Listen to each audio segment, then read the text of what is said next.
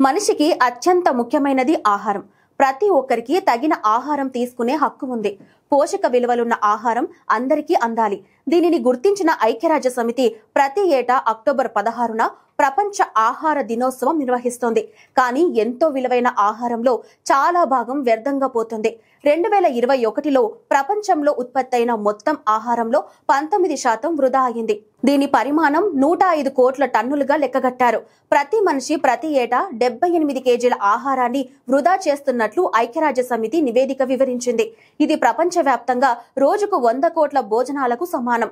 ఆహార వృధా 60% ఇళ్లల్లో జరుగుతూ ఉండగా హోటళ్లు, ఇతర ఆహార సేవ సంస్థల్లో 28% ఉంది. మిగిలిన 12% ఇతర కారణాల వల్ల జరుగుతూ ఉంది. భారతదేశంలో ఏటా 68 మిలియన్ టన్నుల ఆహారం వృధా అవుతుంది. ఆహార వృధా పరిస్థితి సంగతి అలా ఉంటే నేటికి కనీసం తినేందుకు గుప్పెడు అన్నం లేక కోట్లాది మంది ఆకలితో అలమటిస్తున్నారు. ప్రపంచవ్యాప్తంగా ప్రస్తుతం 78.3 కోట్ల మంది ఆకలి సమస్యలను ఎదుర్కొంటున్నారు.